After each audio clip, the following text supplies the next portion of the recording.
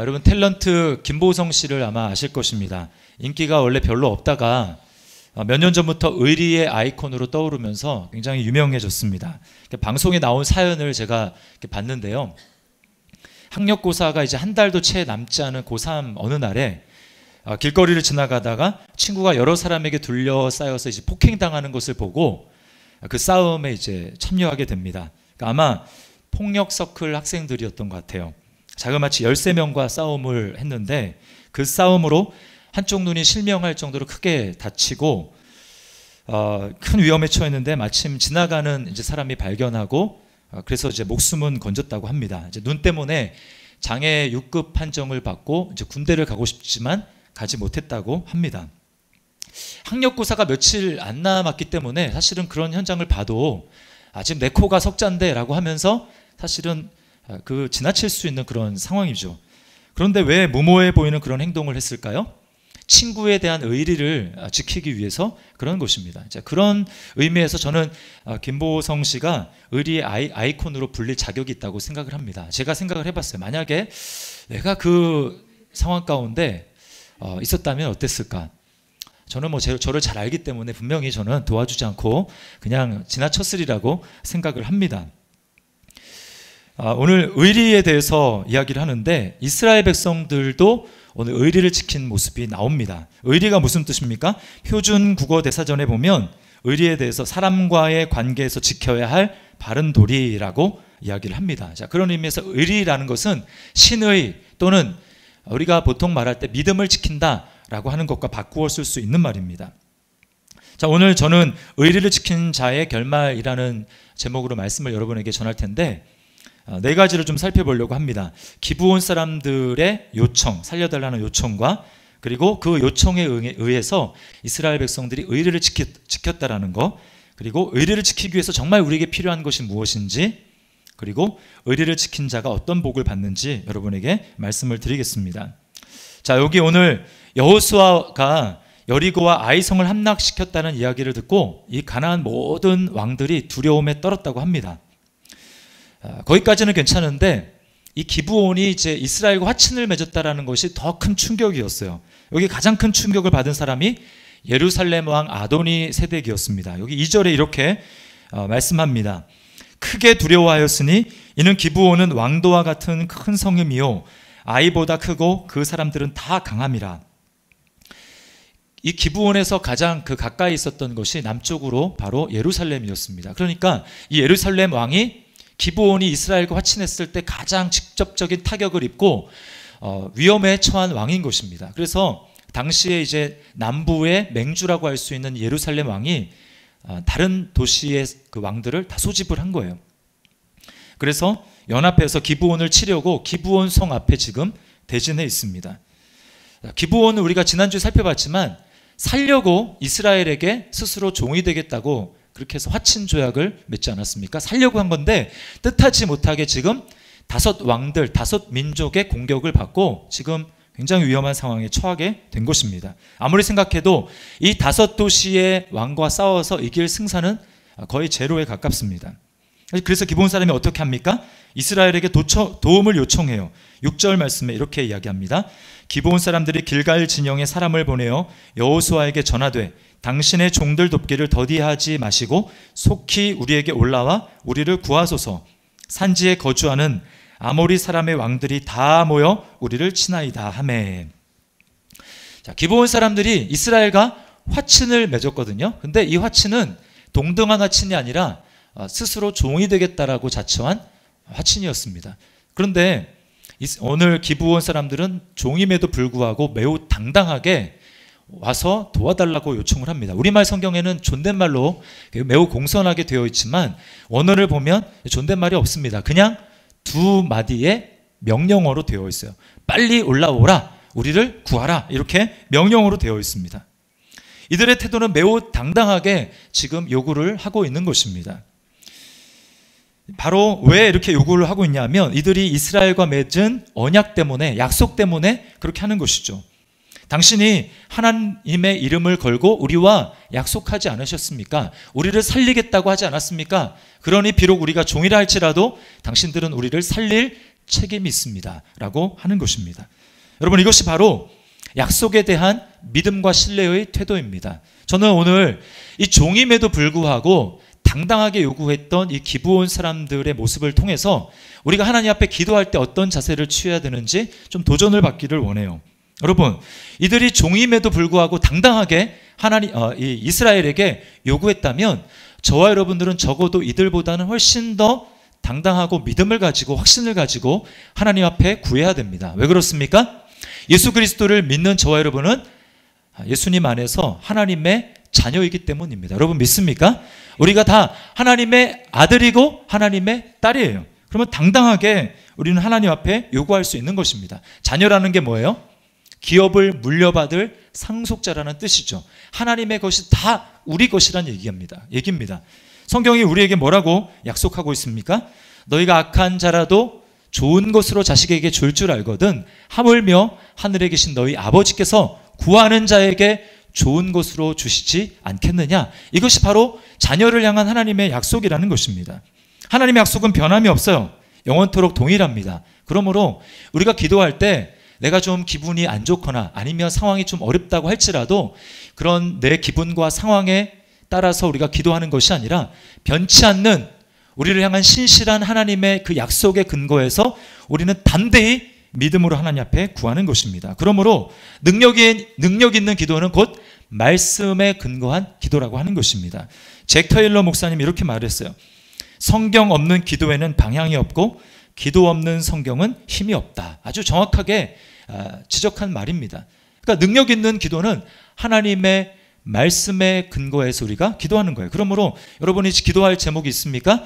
하나님 앞에 나아가서 기도하시되 내 소원을 급하게 하나님께 아뢰기 전에 먼저 해야 될 일은 하나님의 약속의 말씀을 가지고 먼저 묵상하는 것입니다. 우리 하나님은 어떤 분이신가? 하나님에 대해서 기억하고 묵상하는 거예요. 거기서 믿음이 생기고 기도할 마음이 생기는 것입니다. 여러분, 하나님은 우리에게 구하라 주시겠다고 약속하는데 여러분 왜 구하지 않습니까? 구하기만 하면 하나님이 좋은 것으로 우리 삶 가운데 응답을 해주시는데 말이죠. 여러분, 하나님은 풍성하신 분인데 우리가 구하지 않기 때문에 우리는 가난하게 사는 것입니다. 제가 여기서 말씀드리는 가난은 꼭 물질적인 가난만을 이야기하는 게 아니에요. 영적인 가난도 가난입니다. 하나님은 능력이 있으시고 힘이 있으시고 피곤치 않은 분이신데 우리가 하나님 앞에 구하지 않기 때문에 우리는 힘이 없고 능력이 없고 지혜도 없는 채로 살아가게 된다는 것입니다. 성경의 이사야서에서 하나님은 자신에 대해서 이렇게 말씀하세요. 피곤한 자에게는 능력을 주시며 무능한 자에게는 힘을 더하시나니. 여러분, 피곤한 분이 있습니까? 힘이 없다고 느껴지는 분이 있습니까? 하나님 앞에 약속을 붙들고 기도하시기 바랍니다. 하나님께서 여러분에게 힘과 능력을 주실 줄 믿습니다. 그래서 우리는 구해야 되는 거예요. 예수 예수 믿는 것은 받은 증거 많도다. 예수 예수 귀한 예수 믿음 더욱 주소서. 기도함으로 가난하게 살지 않고 부하게 살 수 있는 저와 여러분이 될 수 있기를 주님의 이름으로 축원합니다. 자, 오늘 당당하게 요구한 이들의 요구에 이스라엘 백성들 그리고 여호수아가 어떻게 반응합니까?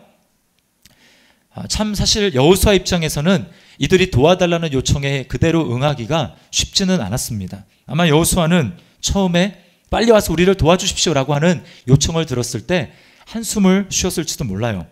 너무 손쉽게 하친을 했더니 곤란한 일이 우리에게 생겼구나라고 후회했을지도 모릅니다. 기브온 사람들을 도와주는 게 절대 쉬운 일이 아니에요.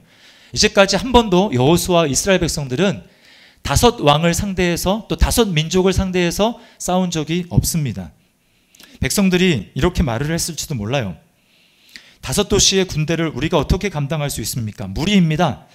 잘못된 언약을 맺었기 때문에 지금 하나님이 우리에게 경고하시는 것입니다. 지금이라도 조약을 파기해야 합니다. 우리는 속아서 맺은 조약이니 이 기회에 그냥 기브온이 망하도록 우리 그냥 내버려 둡시다. 이렇게 이야기를 했을지도 모릅니다. 도와주지 않기 위한 이유를 찾으려면 10가지라도 찾을 수 있었을 것입니다. 자, 그런데 여호수아는 약속을 지키기로 다짐합니다. 9절 말씀을 보십시오. 여호수아가 길갈에서 밤새도록 올라가 갑자기 그들에게 이르니, 마지못해서 민기적거린 것이 아니라 약속을 지키기 위해서 밤새도록 희생과 수고의 대가를 감당하는 모습을 보게 되는 것입니다.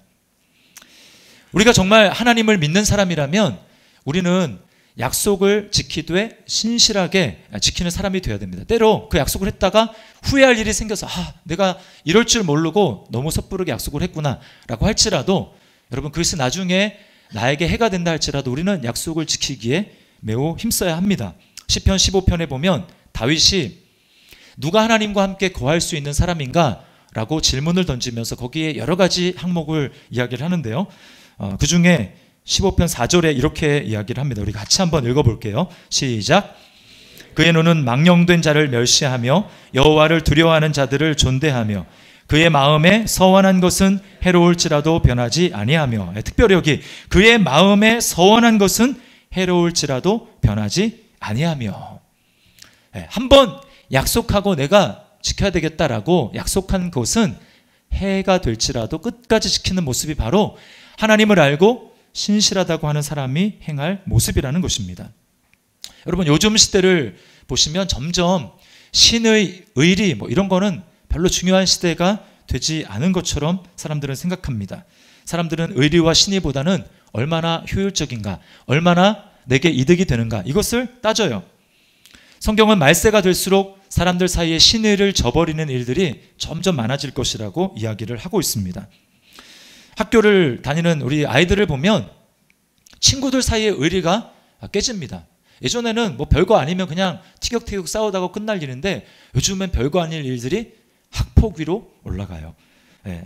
폭력과 왕따 문제가 심각합니다. 학교 사이에 친구 간의 의리가 깨진 것이죠. 또 주변에서 마음이 맞아서 동업을 시작했다가 중간에 틀어지고 결국은 갈라서는 일들이 매우 많은 것을 보게 됩니다. 자, 그런가 하면 부부간에도 신의가 점점 깨지고 있습니다. 2015년 서울신문의 조사에 의한 통계인데요. 국내 기혼 남녀수 2628만 명 중에서 드러난 간통 경험 수치가 24.2%, 숫자로 따지면 636만 명이라고 합니다. 별로 안 놀라시는데요. 굉장한 숫자 아닙니까? 그 당시에 서울에 사는 전체 기혼 인구보다도 많은 숫자가 불륜을 저지르는 거예요. 외도를 하는 것입니다. 부부간의 신의를 깨는 것이죠. 지금은 간통죄가 폐지됐기 때문에 비율이 훨씬 더 아마 높아졌을 것입니다. 여러분 왜 점점 신의를 지키지 않는 세상이 되어갈까요? 사람들이 나밖에 모르는 거예요. 점점 모든 것을 나를 위해서 하고 이기적이 되고 자기 중심적으로 변해가기 때문에 상대방이 어떻게든지 상관없이 나의 유익만을 추구하더라는 것입니다. 인간이 얼마나 자기 중심적인지 몰라요. 여러분이 하루에도 굉장히 많은 것들을 경험할 것입니다. 제가 어떤 책에서 읽었는데 정말 부부가 갓 결혼을 했어요. 그러니까 이제 얼마나 서로 깨가 쏟아지고 사랑하겠습니까? 여기도 이제 곧 결혼할 부부가 있는 걸로 알고 있고 또 갓 결혼한 부부도 있는데요. 어느 날 남편이 이제 피곤해서 다정한 말 한마디 없이 혼자 잠이 들어버렸어요. 근데 아내는 그 신랑의 그 모습을 보면서 거부당했다고 생각을 하는 것입니다. 아내는 남편이 자기 쪽으로 몸을 돌려눕고 안아주기를 기대했는데 그 기대가 채워지지 않으니까 거부당했다고 생각을 하는 거예요. 그래서 어떻게 합니까? 돌아 누운 채 베개에 얼굴을 묻고 소리를 죽이고 우는 거예요. 왜 웃으시죠? 이렇게 그런 경험이 있으셔서 그런가? 자, 근데 그 다음 날이 됐는데 이제 묘한 둘 사이에 이제 분위기가 형성이 되는 것입니다. 더 멀리 거리가 떨어졌어요.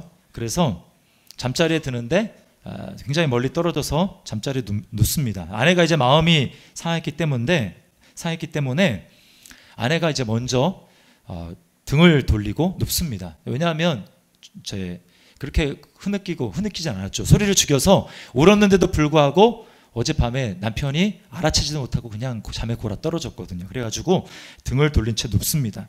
자, 그런데 그 모습을 곰곰이 눈여겨본 남편이 또 어떤 식으로 생각하냐면 이제 자기가 거부당했다고 생각을 하는 거예요. 그래서 이번에는 자기도 화가 나서 자기 쪽으로 돌아서 눕습니다. 그래서 두 사람이 다 실망하고 분하고 마음이 상한 상태로 있는 거예요. 여러분이 아마 다 똑같은 일은 아니지만 비슷한 일을 경험을 해봤을 것입니다. 여러분, 왜 이런 일이 벌어질까요? 우리가 다 자기 중심적으로 기대를 한다라는 것입니다. 상대가 나에게 이렇게 해주겠지라고 하는 자기 중심적으로 해석하고 자기 중심적으로 해석을 하고 기대를 한다라는 거예요. 자신의 생각과 느낌을 상대방이 다르게 생각할 수 있음을 알고 이야기를 하고 소통을 하고 나는 이렇게 느꼈는데 당신은 어떻게 생각하느냐 물어봐야지 되는데 그렇지 않고 자신의 생각대로 자기 중심적으로 해석을 하는 것입니다. 이런 일이 쌓이고 쌓이면 어떻게 될까요? 결국은 갈라지게 되는 것이죠. 성경을 보십시오. 대부분이 자기 자신만을 위해서 살아서 하나님의 그 기대를 저버리는 이스라엘 백성들의 이야기가 나옵니다. 성경에는 하나님과 이스라엘 백성들의 관계를 남편과 아내의 관계에 빗댄 이야기가 굉장히 많이 나와요. 하나님이 뭐라고 선지서들마다 선지서에서 이야기하고 있냐면 너희가 내 아내임에도 불구하고 내가 너희의 남편이 되었음에도 불구하고 너희가 음행을 행하고 간음을 행했다라고 하나님은 하소연하고 있는 것입니다. 인간이 이렇게 자기 중심적으로 신의를 깨뜨리는 근본적인 이유에 대해서 성경은 진단하기를 마음속에 하나님을 두기를 싫어하기 때문이다라고 이야기를 합니다. 로마서 1장 28절 말씀을 제가 3번역으로 읽어드릴게요. 사람들이 하나님을 인정하기를 싫어하므로 하나님께서는 사람들을 타락한 마음자리에 내버려 두셔서 해서는 안 될 일들을 하도록 놓아두셨습니다. 그 다음에 이제 하나님을 잃어버린 타락한 마음이 하는 일들이 쭉 목록이 나오고요. 그 끝에 보면 31절에 이렇게 나옵니다. 우매한 자요, 신의가 없는 자요, 무정한 자요, 무자비한 자입니다. 뭘 얘기를 하는 것입니까? 신의가 없고 사람들이 의를 깨트리는 행동이 왜 나오는가?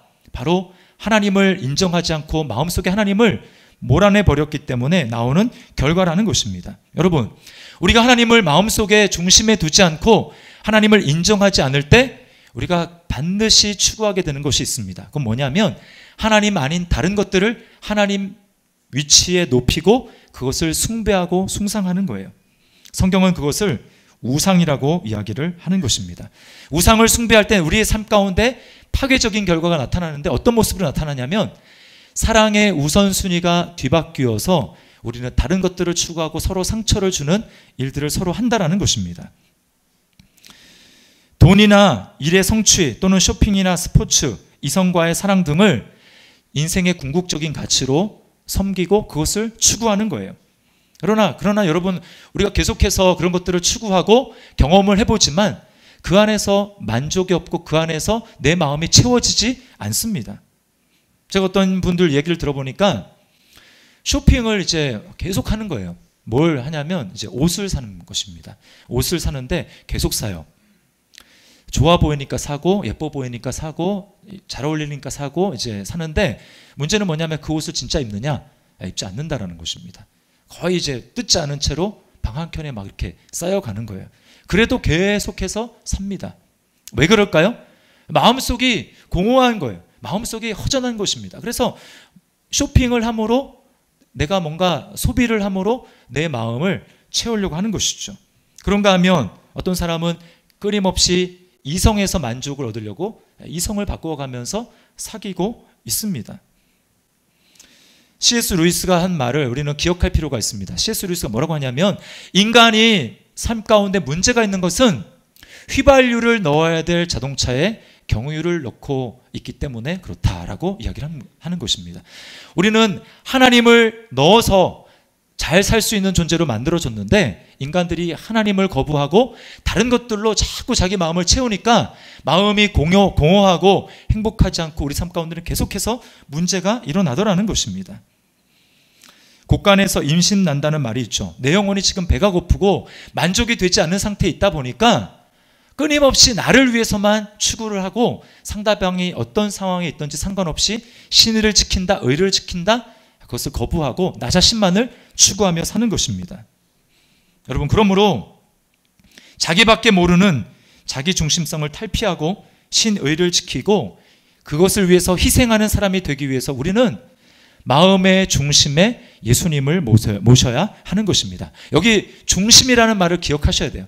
그냥 예수님을 모시는 것이 아니라 마음의 중심에 예수님을 모셔야 하는 것입니다.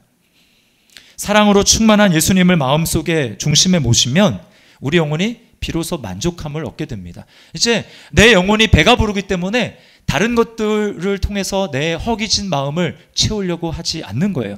예수님 한 분으로 만족하게 되는 것입니다. 왜 그렇습니까? 예수님만이 100% 자기 자신을 위해서가 아니라 우리를 위해서 자신의 생명을 내어주시고 헌신하시고 희생하신 분이기 때문에 그런 거예요. 오늘 이스라엘 백성들은 여호수아는 도움을 요청하는 기브온 사람들을 도와줍니다. 그들을 위해서 희생을 해요. 어떤 희생을 치릅니까? 밤을 새워서 잠자는 것을 포기하고 그들을 도와주기로 선택을 합니다. 예수님도 마찬가지입니다. 예수님은 우리를 구원하시기 위해서 괴로움과 고통 가운데 신음하고 있는 우리가 주님을 먼저 찾은 게 아니에요.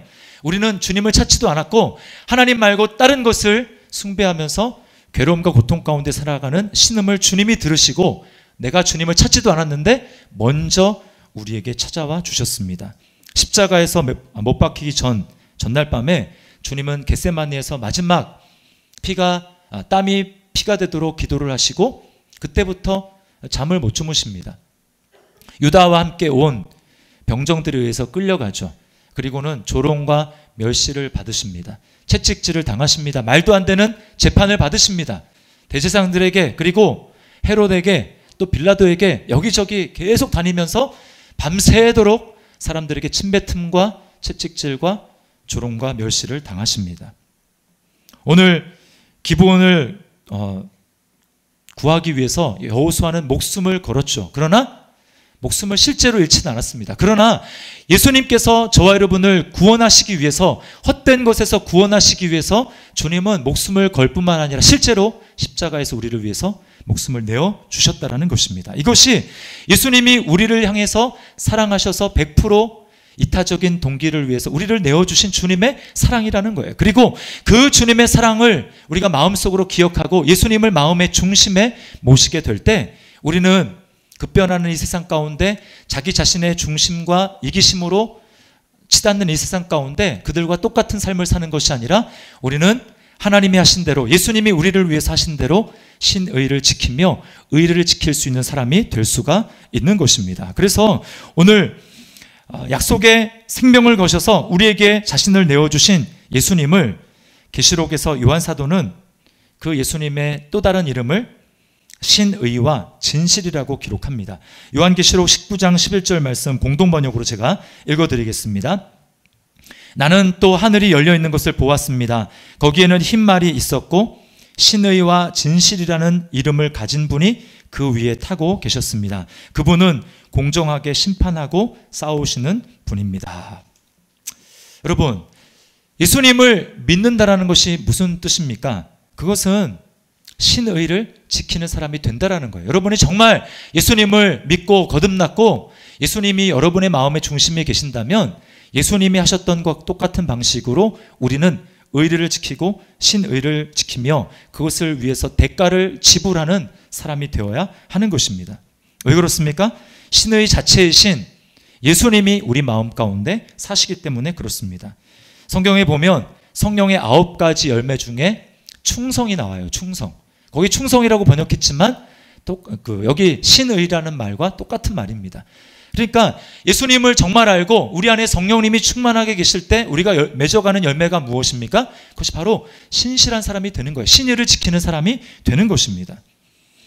김보성 씨가 이제 원래 의리가 있었지만 진짜 의리가 있는 사람이 된 것은 예수님을 만나고 다음부터예요. 제가 국민일보에 난 간증을 읽었는데 2009년에 주식을 잘못 투자해서 가정경제가 완전히 파탄나는 지경에 이르렀다고 합니다. 이제 그때 그 김보성 씨를 예수님 앞으로 인도한 사람이 있었대요.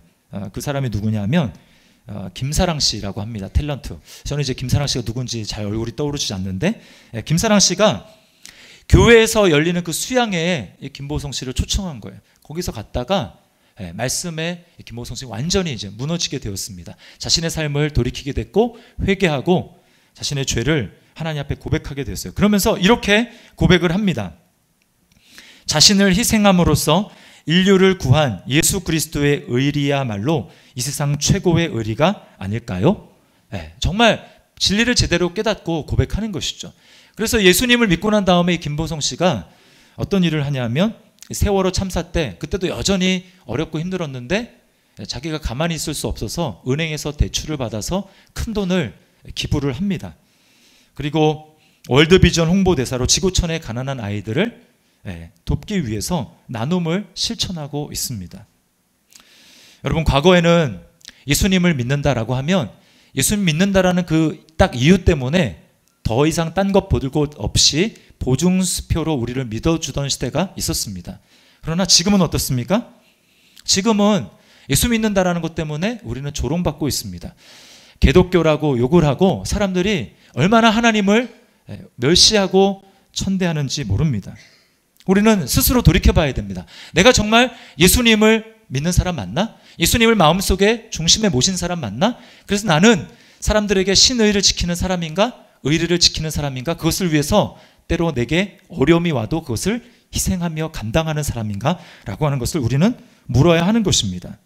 제가 전도를 하다 보면 꼭 몇 명 중에 한 명은 그런 분 꼭 만나요. 내가 왜 교회 안 나가는 줄 아냐? 예수 믿는 사람들한테 사기당했다. 거짓말 당했다. 그래서 내가 교회 안 나간다. 라고 상처받은 분들이 꼭 한 분씩은 있습니다. 그런 분 볼 때마다 참 안타까워요.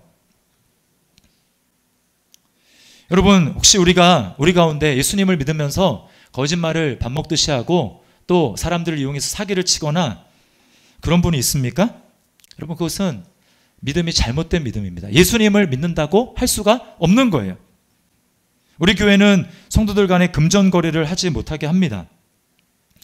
여러분, 정말 안 받아도 좋다라는 마음으로 주실 거 아니면 여러분 빌려주지 마세요. 왜냐하면 그것 때문에 의를 상할 수가 있기 때문에 그렇습니다. 그리고 혹시 여러분이 남에게 돈을 혹시 빌리셨다면 여러분, 신의를 지키기 위해서 최선을 다하고 그것을 갚으셔야 합니다. 냈을 것 다 쓴 다음에 갚는 것이 아니라 냈을 것을 최대한도로 아끼고 최대한 절약하고 상대방의 돈을 갚기 위해서 여러분 최선을 다하셔야 하는 것입니다. 그것이 믿는 사람으로서 신의를 지키는 일이라는 거예요. 가정에서도 마찬가지입니다. 혹시 배우자 외에 진지한 관계가 발전되는 분, 여러분 마음 가운데 속이는 분 있다면 이 자리에서 결단하시고 정리하셔야 합니다. 그게 의리를 지키는 것입니다. 그리고 서로 내 중심적으로 상한 마음을 가지고 내 중심적으로 해석하는 것이 아니라 마음을 터놓고 상한 감정을 서로 이야기하십시오. 내가 어떻게 해주기를 바라는지 물어보시고 들어주셔야 하는 것입니다. 그걸 꼭 말해줘야 합니까? 네, 말해줘야 합니다. 말해주지 못하면 모릅니다. 몰라요. 진짜 모릅니다. 그런가 하면 우리 교회 공동체 다락방 안에서는 어떻게 해야 될까요? 여러분 우리가 이 시간 함께 예배 드리는 것은 보통 사이가 아니에요. 함께 예수 그리스도를 믿어서 한 피 받아서 한 형제 되고 한 자매 된 사람들입니다. 그러므로 여러분 우리가 어렵다고 말할 때 우리는 발벗고 나서서 도와주는 거예요. 어떻게 도와줄 수 있을까요? 내가 어렵다고 말할 때 여러분 기도를 요청하는 것입니다.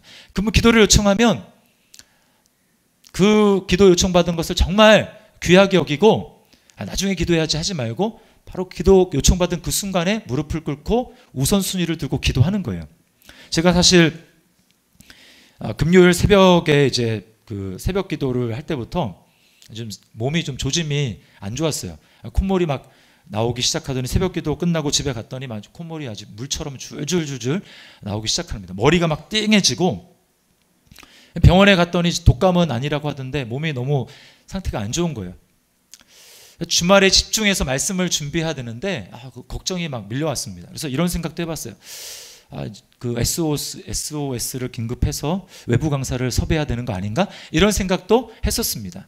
제가 그래서 어떻게 했냐면 몇몇 순장님들한테 기도 부탁을 했어요. 제가 지금 이런 상황이니까 특별히 기도를 해주십시오 라고 기도를 했습니다. 근데 신기한 일은 그 기도 부탁을 하고 나서 이제 토요일이었는데요. 오후부터 정신이 맑아지기 시작하고 몸의 컨디션이 회복되기 시작하는 거예요. 그리고 이제 오늘 아침에 사실 주일날 아침에 사실 힘들거든요.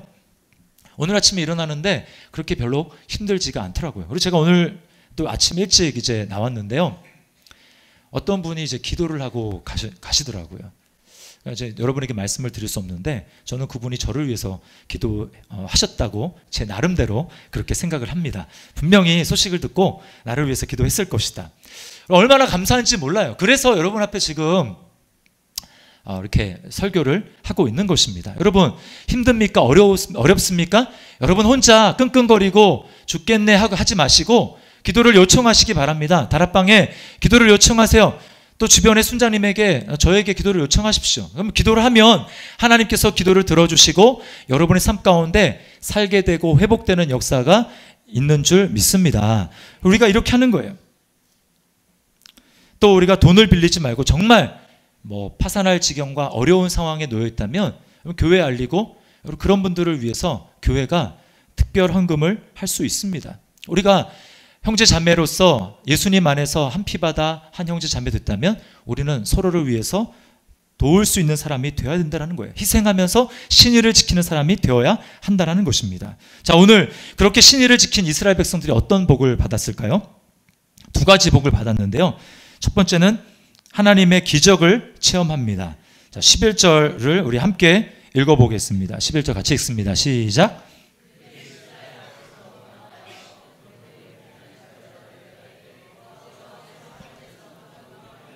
아세가에서 이르기까지 내리심에 그들이 죽었으니 이스라엘 자손의 칼에 죽은 자보다 우박에 죽은 자가 더 많았더라. 네, 여기 지금 큰 우박덩이에 맞아서 죽었다라고 하는데요. 아마 이 주먹덩이만한 우박이 내렸던 것 같습니다. 그리고 잠시 동안이 아니에요. 지금 비탈길에서 베토론 비탈길에서 아세가까지는 거리가 30km가 넘습니다. 그러니까 30km 넘는 동안에 후퇴하는 동안에 계속 우박이 내렸어요. 그것도 우박이 어떻게 내렸냐면 차별해서 내렸습니다. 여기 쫓아가는 이스라엘 백성들한테는 우박이 안 내리고 이 주먹만한 우박이 계속 저쪽으로 가면서 내리는 거예요. 그걸 바라보는 이스라엘 백성들이 어땠을까요? 야, 정말 하나님이 함께 하시는구나. 우리가 약속을 지키고 신의를 지켰더니 하나님이 함께 하시는구나 라고 하면서 하나님을 찬양했을 것입니다. 뿐만 아니고 지금 5민족을 한꺼번에 멸해야 됐기 때문에 시간이 많이 필요했어요. 그런데 여호수아가 어떻게 기도합니까? 태양아 기브온에 머물러라, 달아 아얄론 골짜기에 머물러라 라고 기도를 했는데 하나님이 그 기도를 들어주신 것입니다. 그래서 하루가 아주 긴 하루가 된 거예요. 기적을 경험한 것이죠. 여러분 우리가 신의를 지킬 때 하나님은 저와 여러분의 어려움을 그냥 두지 않으시고 때로는 정말 생각지 못한 기적과 같은 일들로 우리를 도와주시는 거예요. 자, 두 번째는 전화위복이 되게 하십니다. 사실 처음에 5민족과 싸우는 것이 굉장히 부담스러웠을 거예요. 그런데 하나님께서는 5민족을 한꺼번에 처리할 수 있는 그 은혜를 주셨어요. 예. 위기가 변하여서 복이 된 것입니다. 그래서 42절에 이렇게 말씀합니다. 이스라엘의 하나님 여호와께서 이스라엘을 위하여 싸우셨으므로 여호수아가 이 모든 왕들과 그들의 땅을 단번에 빼앗으니라. 네. 그 자체만 보면 역경일 수 있어요. 아, 어떻게 5명과 상대해서 싸우지? 큰일 났다. 인생의 최대의 위기다 라고 생각할지 모릅니다. 그러나 여러분 신의를 지키며 신실하게 나아갔더니 하나님께서는 그 고난이라고 할 만한 상황들을 역전시키셔서 오히려 더 빨리 나가는 일일이 5민족 다 찾아다니면서 여러분 전쟁하려면 시간이 오래 걸리는데 하나님께서는 바로 코앞에 5민족들을 다 두시고 한꺼번에 처리할 수 있는 은혜를 주셨다는 것입니다. 이것이 바로 약속을 지킨 이스라엘 백성들이 받은 복이라는 거예요. 오늘 기억하십시오. 여러분 저와 여러분은 종이 아니라 하나님의 자녀들입니다. 그러므로 당당하게 하나님 앞에 약속을 의지해서 기도할 때 하나님께서는 그 기도에 반드시 응답하실 줄 믿습니다. 또한 우리는 신의를 지키는 사람이 되어야 됩니다. 예수님을 정말 믿는다면 예수님이 우리를 위해서 100% 이타적인 사랑을 가지고 나를 위해 희생하시고 십자가에 피 흘려 죽으셨다면 그 예수님을 내 마음의 중심에 모시고 산다. 그 말은 어떠한 사람보다도 신의를 우선시하며 지키는 사람이 된다라는 것이고 그것을 지키기 위해서는 때로 내가 희생까지 감수하는 수고를 감당한다라는 것을 이야기를 하는 것입니다. 오늘 예수님을 마음의 중심으로 모심으로 신의를 지킴으로 점점 자기만 밖에 모르고 이기적이고 자기중심적으로 살아가는 이 시대 가운데, 그래서 의리와 신의를 배반하는 이 시대 가운데 저와 여러분은 다르게 삶으로 하나님께 영광을 올려드리고 하나님이 신실한 분이라는 것을 우리를 통해서 증명하는 저와 여러분의 삶이 될 수 있기를 주님의 이름으로 축원합니다. 우리 말씀을 기억하면서 이 시간 하나님 앞에 신실하게 진실하게 거룩하게 살게 하소서, 이 찬양 하나님 앞에 드리는데요, 후렴에 이런 후렴이 있습니다. 하나님 나의 마음 만져주소서, 하나님 나의 영혼 새롭게 하소서. 예수님의 그 사랑과 우리를 위해서 베풀어 주신 그 은혜, 신의를 끝까지 저버리지 않고 우리를 위해서 희생하신 주님의 사랑, 그 사랑을 마음 가운데 기억할 때 우리의 마음이 성령님으로 말미암아 만져지고 또 우리의 마음이 영원히 새로워지게 될 것입니다. 이 시간 우리 찬양 하나님 앞에 고백하며 나가겠습니다.